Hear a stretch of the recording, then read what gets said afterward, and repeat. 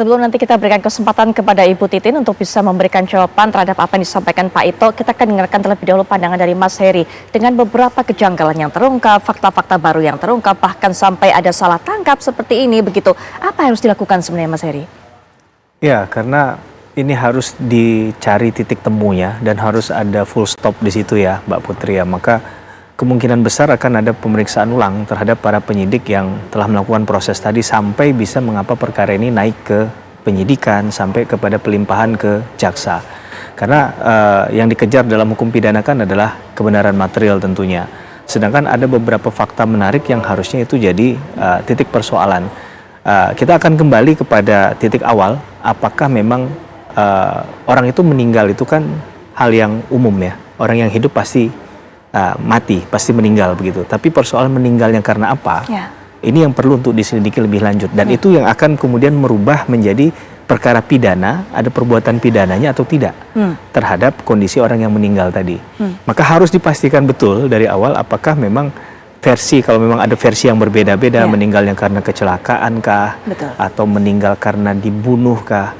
Tentunya kan ini juga harus diketahui siapa pelakunya, bagaimana dia melakukan. Nah, bukan berarti bahwa kemudian pengakuan dari tersangka itu adalah alat bukti yang ultimate sifatnya, Mbak Putri. Bahwa ketika penyidik melakukan satu proses penyidikan, yang dikejar utamanya itu di awal itu bukanlah pengakuan.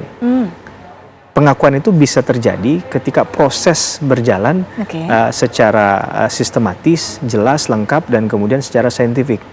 Baru mungkin terakhirnya adalah pengakuan. Kalau mengharapkan pengakuan dari awal, sangat mungkin, walaupun ini masih dugaan ya, saya tidak menyatakan bahwa benar apa yang disampaikan oleh pihak dari terpidana yang sudah keluar mengatakan bahwa ada kekerasan yang dilakukan untuk memaksakan adanya pengakuan dari si tersangka saat itu bahwa dialah pelaku tindak pidananya. Kita tidak akan membenarkan hal itu, tapi yang akan disayangkan adalah, dan sekaligus sebagai pendidikan hukum, bahwa proses-proses ini tidak boleh terjadi dan tidak boleh didiamkan.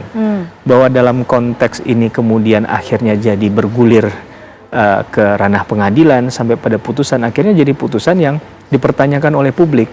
Walaupun tadi kan sudah diuji ya, putusannya sudah di PN, di PT, sampai di tingkat kasasi, putusannya mungkin sama. Saya juga jujur belum lihat isi putusannya secara lengkap. Dengan kata lain, majelis hakim yang menyidangkan perkara saat itu beranggapan bahwa memang mereka lah pelaku tindak pidananya. Nah, yang kita sesalkan mengapa poin-poin kayak baju yang tidak dianggap tidak robek ini kan. Saya masih berasumsi ya Mbak Putri, saya juga lawyer gitu. Tapi yang ingin saya pastikan adalah apakah ketika saat ditunjukkan bukti, biasa kan ditunjukkan bukti di ruang sidang itu ya, apakah bukti itu kemudian ada keberatan, ada dipertanyakan apakah bukti itu misalnya baju yang memang dipakai yang bersangkutan korban pada saat terakhir kali. Karena bisa saja karena alat suatu dan lain hal yang dibawa adalah baju yang mirip sama, sehingga mungkin tidak ada robekan di sana. Baik. Mungkin langsung saja kita tanya kepada Bu Titin. Bu Titin, ada pertanyaan dari Mas Heri, betulkah kemudian baju itu yang ditunjukkan yang memang tidak ada robekan, yang ini janggal kalau memang ternyata korban ini matinya adalah ditusuk, ini kemudian betul-betul baju yang dipakai oleh korban pada saat-saat terakhirnya? Jadi begini, yang tahu persis baju yang digunakan korban kan adalah dokter yang pertama kali memeriksa. Jadi kesaksian itu datangnya dari dokter di Rumah Sakit Gunung Jati yang pertama kali memeriksa ketika jenazah itu datang. Berulang kali ketika barang bukti itu dibuka, dokter itu menyebutkan antara visum itu dengan kaos yang diperlihatkan di persidangan kan ada tulisan yang sama. Itu berulang kali saya yang bertanya langsung, saudara saksi, apakah benar ketika menerima jenazah, baju yang dikenakan oleh jenazah itu, kaos hitam itu tertulis Warmalper? Betul. Itu kan yang tahu persis pakaian yang dikenakan ketika tubuh itu dibawa ke kamar jenazah kan dokter yang pertama kali memeriksa.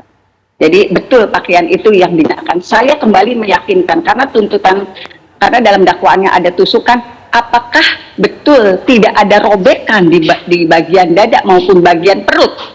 Karena baju itu kan masih utuh. Baju ini, betul baju ini yang dikenakan. Jadi tidak ada robekan di kaos dan di bagian perut. Jadi yang memastikan baju itu yang dikenakan justru saksi dari dokter yang pertama kali memeriksa mayat korban. Baik.